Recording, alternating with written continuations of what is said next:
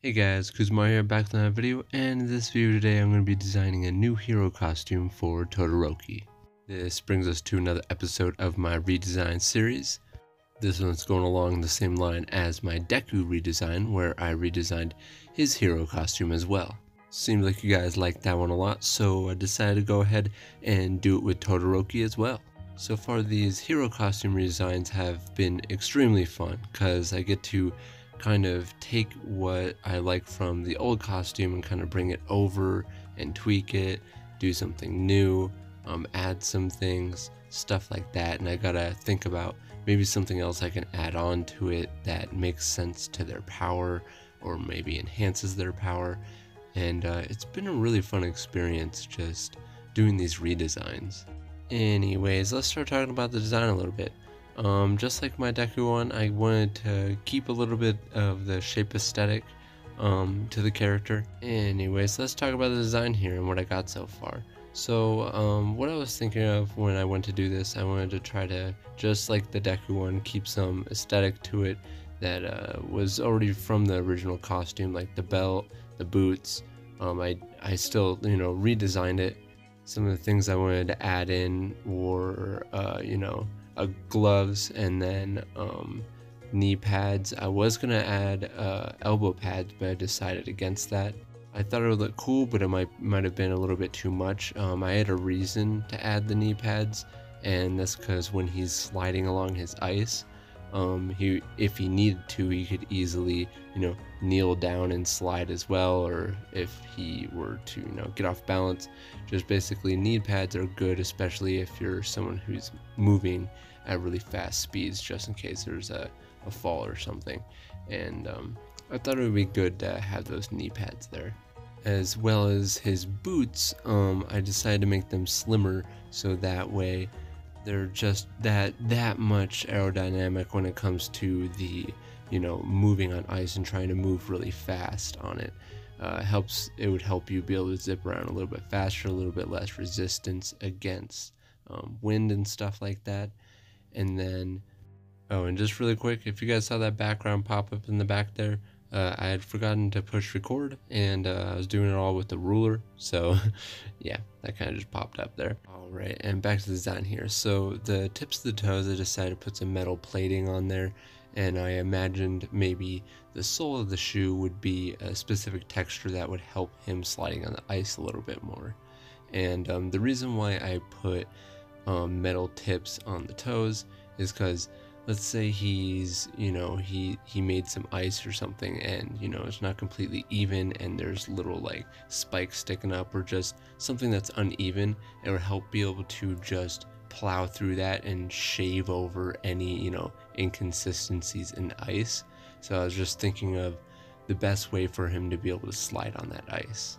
Now the design up here on his torso and the thing on his collar, those are just designs, have nothing to do with his powers. It was kind of hard to think of things specifically for his powers because it's mostly just I produce ice and fire kind of thing, and he's like a super OP character that can just like blow everything away. But I try to think a little bit harder about it, and his original costume has these little things hanging around on his belt. I'm not sure what they are in the series or if they have any purpose or if he's actually used those at all. I don't recall him using them, but I could be missing something. Let me know if I am. But I decided to think about it, and I wanted to actually give some purpose to them. So what I imagined for them was that they're kind of like ice grenades. And these little canisters can essentially take in a whole lot of pressure.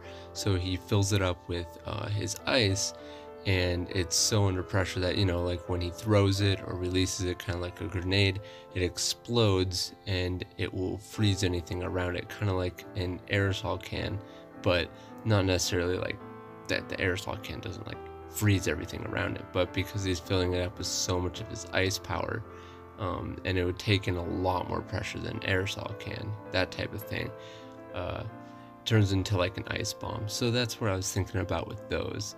And it's like, well, he's so OP, why does he need that? That's something for like if he needed a distraction or long range, or just something I could see it easily being used in a more strategic sense. Now the gloves. It's kind of like, why the gloves, Chris, other than design sense, which, I like gloves. But what I imagine for them is the palms are made out of a specific type of fabric that, who knows, maybe Mei Hatsume made it for him, but they're made out of a specific type of fabric that when he pushes out fire or ice in just those palm portions of his hands, it would go through this special kind of fabric, and it would help it be more of a propellant than a solid object. And that's mostly for the ice side, because the fire side, if he push enough fire out of his palm, I'm sure there would be enough force to possibly push that side up. But for the ice, it's just solid ice that's coming out. And what I imagine the fabric being able to do is essentially kind of shredding this ice into more fine particles that would turn to almost like an icy mist. And when he pushes enough out through his palm, it ends up becoming something that can kind of propel him upwards instead of it being a solid object that just flies down. And even though the fire side wouldn't need to have that kind of fabric necessarily, both fabric sides are perfectly calibrated so that way when he pushes out his fire ice on either side, they will come out at the same sort of force, so that way there's no unbalance when he's up in the air. And yeah, that was the thought process behind the gloves. It was something that I was like, should I do it? Should I even like talk about my thought process behind it? I was like, I don't know. But I decided to go with it, and I thought it would be something fun to share. But yeah, basically this design has been one of the designs out of all my most recent ones that I've thought more hard about aspects of the design that would actually help his character, and would actually be able to help enhance certain things and allow him to do certain things, like the ice grenades and his boots with the metal plates and then the gloves. And it's not really that much, but they're tiny little things on the design that come all together that's not just for show. They actually have a purpose. But the whole top part of the design is kind of like, yeah, it's for show. It's for show. Yeah, I actually had a whole lot of fun with this one, and I was pretty satisfied with how it came out, and I hope you guys like it too. But if you guys want to help support what I do on this channel, help support my artses, you guys can check me on my Patreon, link in the description. The perks on there are just like anime tutorials, manga tutorials, illustration tutorials, and stuff like that. But I'd like to take this time to thank my current Patreons real quick.